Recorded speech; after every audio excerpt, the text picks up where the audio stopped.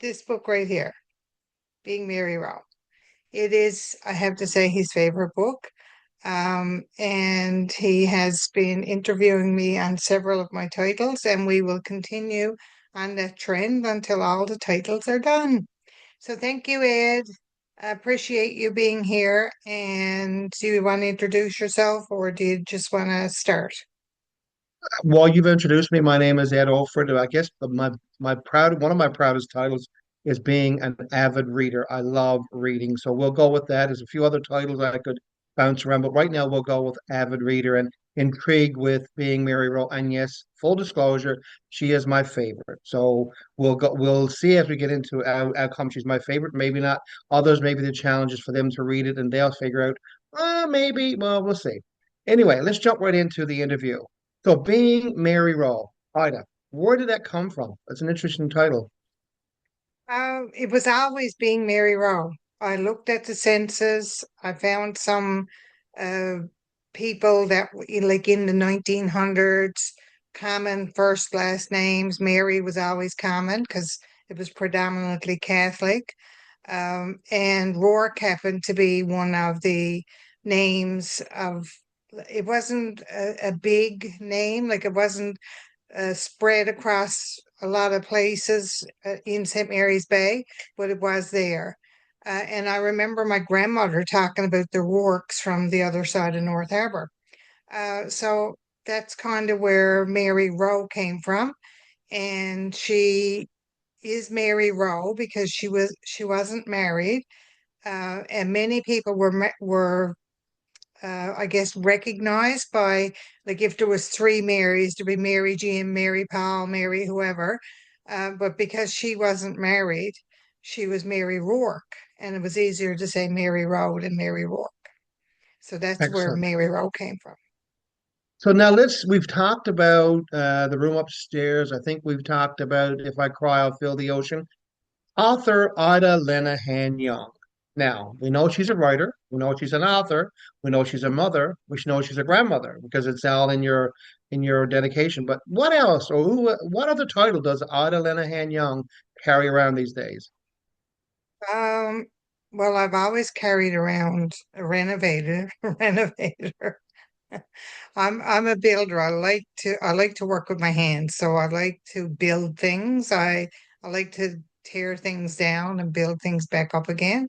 I guess kind of like storytelling. You're building things. So, but this is the physically building of things. I really like the feel of the hammer in my hand and to drill and just beating down walls. I just like it. Very not I hate to say this word because I think we've come a long way, but still some people might say a very non-traditional thing for you would think for a person I've or always been non-traditional. I think it's excellent. something that has been in my genes. Excellent. May I say it came from your dad or your mom or maybe both of them maybe? Both of them. My mom was the same. She'd tackle anything. She'd like going with the hammer and the nail with the best of them. And my father was the same. And I think we all kind of got it. Well, most of us kind of got that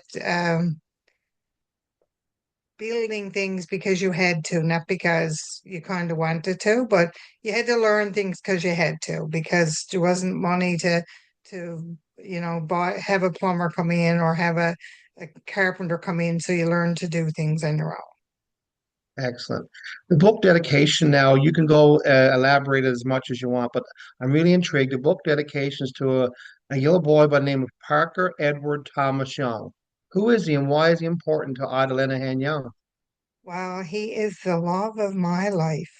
He is my very first grandson, and when I was there when he was born, I cut the cord for him. And when I picked him up in my arms, I was like, "Oh, please, just give him to me." And I told my daughter to go on about her business and about her life and just let me have him because I just loved him so much. It's just an amazing, amazing feeling to be a grandmother. And like the stresses and the worries of everything else are gone. And when, like, it was just, I don't know, something came over me when he was laid in my arms, and it was just like, okay, I've made it. and I'm a grandmother, and this is the love of my life. Wow. Now I understand there's another little person. We'll meet him in another book. Was another little boy in your life too as well? Samuel was number two. So he was 6 years old there a little while ago. And same thing, like just, oh, you could chew the cheeks off him. Two different personalities, I bet, though, eh? Very different personalities. One is very quiet, laid back. The other is very climb the walls and jump over your head. But, you know, that's what makes life interesting. Excellent. So who is Mary Roll based on? Oh, she's not really based on any kind of person, character, or anything. She was just always in my mind. I could see this woman sitting on a fence staring out at the ocean. And she was there for a couple of years. Like she was there on this fence, and I'd write down a few things about her and things like that. But she was just always there, and it was like she was longing for something. And then I said, maybe she's longing to have her story told, even though she's not a real person. But in my head, she was real. So she's not based on anybody in particular. She's not. She's just back in my grandmother's times and like all the people from those times, especially the women, are heroes because they had to do so much with so little, and they still survived to be happy and to bring us to where we are today. So she was kind of done in honor of my grandmother, but she wasn't anybody because she was so unlike my grandmother that there'd be chalk and cheese, but still she was there as just kind of foundational piece for that whole generation of women. Now, spoiler alert, because this is probably my favorite scene. There's several in the book, but this is, I'm going to touch on several others. But the scene with Meg and Bolt in the kitchen, and I'm going to leave it at that. I'm just going to say that it's a scene in the kitchen. I'll give you the page, listeners. It's on page 125. Now you can read up to it, or you can just jump right to 125. How did you find the strength to write that scene? It was just in my head, like everything just comes in my head. I get to a point, it gets in my head. I put myself in that kitchen, and what happens, and what would I do? And what do I see? What do I hear? What do I smell? And just describe that for the reader so that they can put themselves in that same kitchen and at that same time. Just to give the listeners a bit of a brief background, I had not met Ida before I read this. And when I was reading this, I was in the break room reading this, and I was using certain choice words saying, you better not go there, you better not go there. I remember saying that along with a few other words. And then when I met Ida, I think the very first words when I met her was, how did you do that? Why did you do that? So just to give you a heads up, listeners, page 125, I would encourage you to read up to page 125, but jump to 125 if you want to. And that'll give you an idea where the journey that Odd is going to take you on. One of the characters, Edith Weeks, is she a real person, or if not, like, is she real or not real? Like, is she? So Edith Weeks was the very first female doctor in Newfoundland and Labrador that's Wow. recorded in history. I don't know if she was or not, but I found her. Like, there takes a lot of research to go into these novels. And I found her after I had created Mary Rowe and after I had created what Mary Rowe was going to be. So I wanted to ground her to facts because I like to ground all my historical fiction in some sort of facts, as many as I can, weave the characters in and out around them. So I wanted to give Edith Weeks, who was the very first female doctor, her due. And so I mentioned her in there, and she came into it at the end after Mary and they had their adventure.